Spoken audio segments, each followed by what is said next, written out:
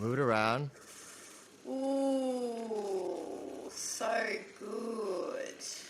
Oh. Only on the Hardforking channel do we bring you this sort of content, people.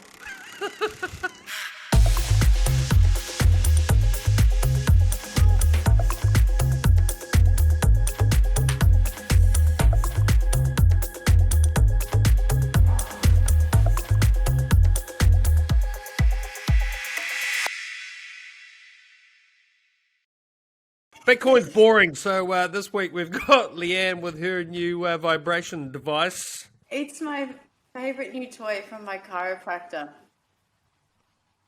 Nice.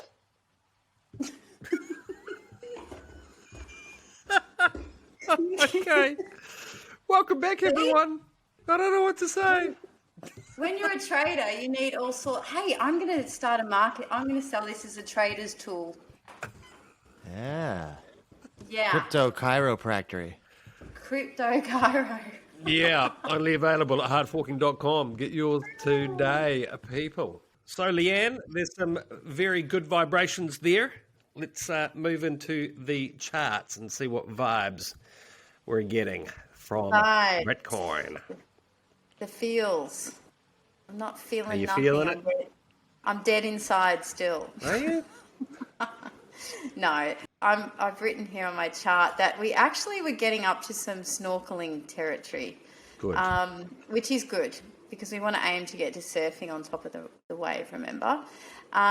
So I'm energetically, if I want to tune into Sean's radar here, I do feel like we are going to see a little bit of a relief rally. We've had so much downside that 37K, it has to kind of break through that. And if it can get through that, then we're definitely going to definitely, there's never definites in trading, so scrap that. Definitely, There's a high probability that we'll head up to the 41K zone to retest that.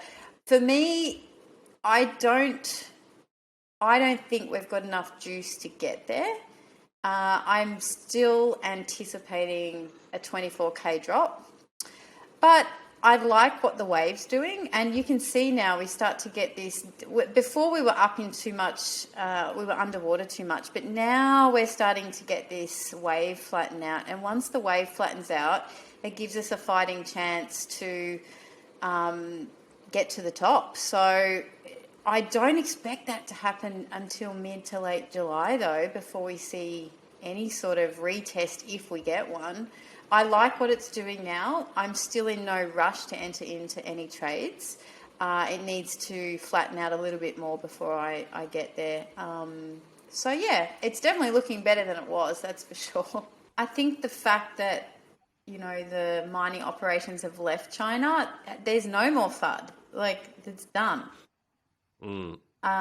So if we can consolidate now for a few more months is like my preference. If we were to consolidate for another month or two, I think that's really nice and healthy. And before we take the next leg up, that would be my preference for Bitcoin. But my preference doesn't always get heard. So. Look, speaking of healthy, Leanne, what I do like, I was looking at sort of wallet distribution earlier today. What I'm basically seeing is we've had some very, very big whales that have sold into the market over the last 6 months. And they were, those coins were bought up primarily by retail, which I think, you know, to make Bitcoin a healthy ecosystem, we want Bitcoin in as many hands as possible. The Gini coefficient, as it's called. So look, that's been really positive, but a lot of the weak hands have sold back, and it's not necessarily the whales that have rebought those coins. It's that next tier down, which they, I believe they call sharks and dolphins. Dolphins, crabs, shrimps. What? Yeah.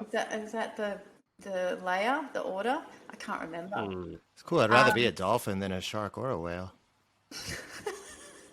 Dolphins have sex with people. Sorry? Dolphins are known to have sex with humans. Sexy body, pretty face.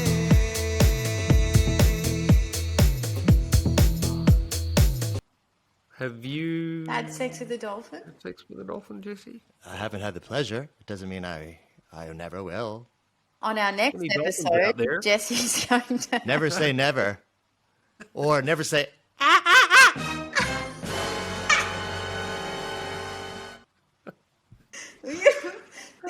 This is I love it. And speaking of Bitcoin accumulation, I have a tweet to where are we share. speaking of that?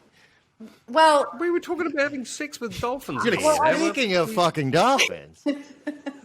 we got to dolphins because we were talking about the whales weren't buying, right? Well, thank you. Good way to bring it back. I appreciate it. This tweet caught my eye. The odds of winning the Californian, I think CA is California, right? One in the lottery is 1 in 18 million, and the cost of a lotto ticket is $1. $1 a day into the lottery over the last 10 years equals zero return for 17,999,999 participants. $1 a day into Bitcoin over the last 10 years is, you can see that number, a $53 million return for 100% Good of the God. participants. Just put some money into, if you believe in Bitcoin, then you should be putting, this dollar cost averaging should be something you're doing if you believe in Bitcoin, in my opinion, because it means you're actually investing in the thing that you believe in. Look, I'm also, when I'm talking to friends and family and to the audience again now, I just want to reiterate that Bitcoin, as opposed to all the other assets available out there, crypto or not, people, it's stateless money. If you really want control of a portion of your value, this is an asset for you. So, yes, price up and down, blah, blah, blah.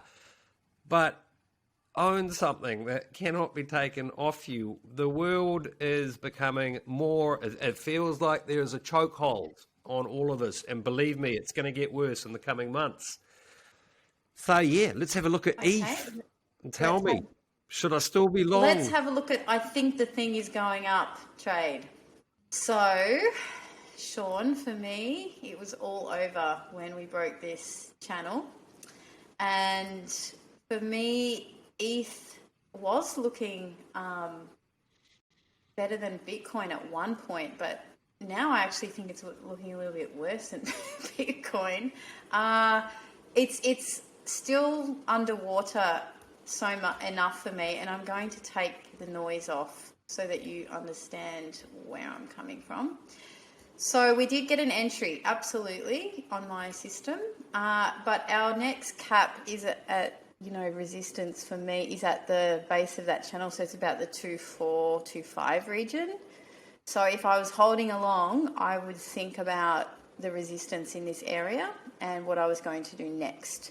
When I get an entry from a really huge distance from under the wave, it doesn't sustain very long and it usually comes back down. So that's my thesis on ETH. We're still in a downhill trend. I'd like to see it revisit to the downside and maybe consolidate alongside Bitcoin for a month or two more. I wouldn't like to see that because I'm in a long. Well, you told me you're in a scalp, so a scalp should be closed. Yeah. So think about the 2.5 region as a closing point, and then, if it's held for more than a day, it's not a scalp, it's a swing trade. And if you're in a swing, you need a hard line for resistance to take profit.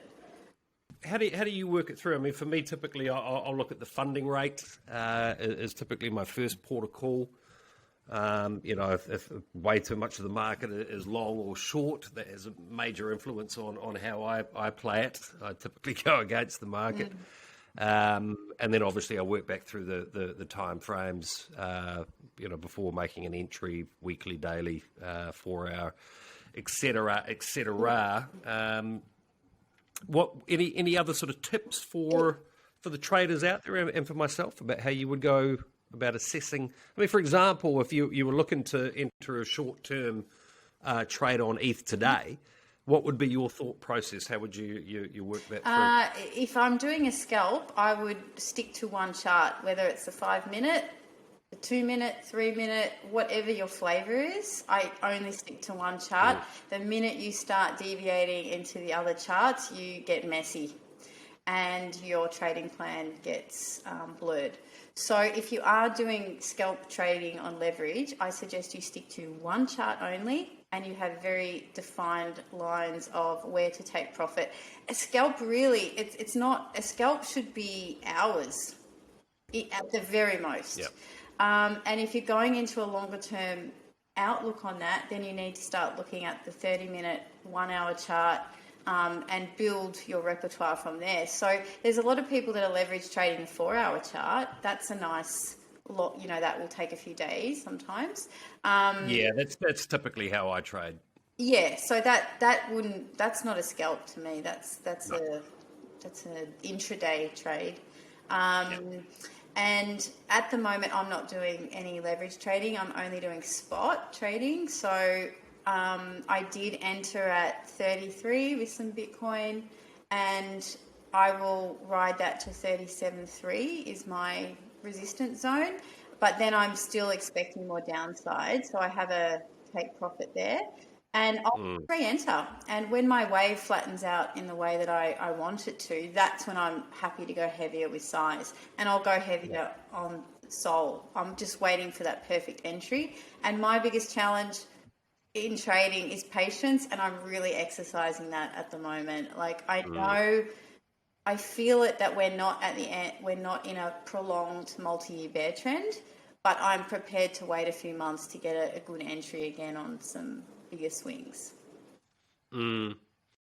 Yeah, I mentioned it on yesterday's show. I'm back at a point where I can't obviously give financial advice to the audience, but as far as friends and family go, my position is very, very clear. I believe strongly in both Bitcoin and Ethereum on a multi-year basis.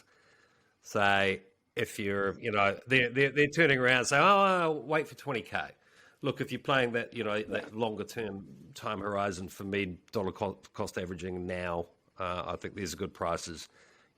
Getting caught with your pants down, back up at 50K, could happen. But look, people, we are in dark times, but I think it's up to all of us how dark they are. It's a situation here of, do you roll over and let a handful of people tell you exactly how to live your life? I sure as hell won't be doing that.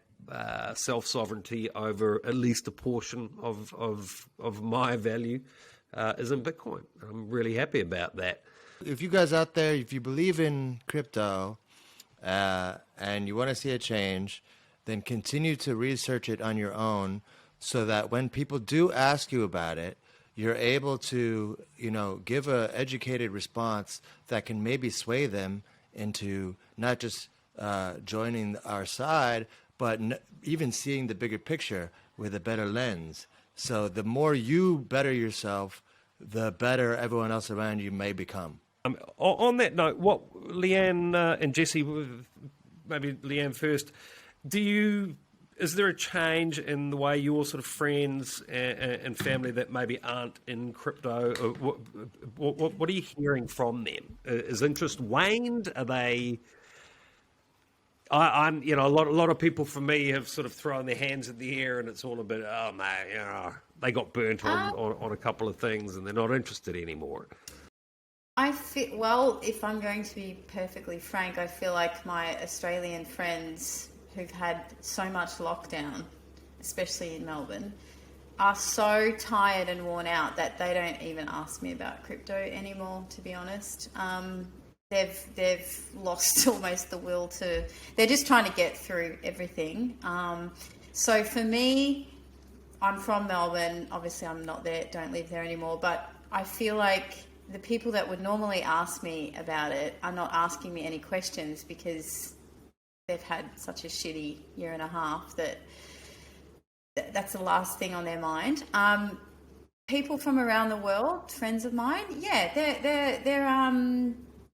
they feel slightly burnt, some of them, but they're also, because I've been through some burning of my own with shit coins from 2017, I do get to talk them through that process of, if you do believe in it, close your eyes.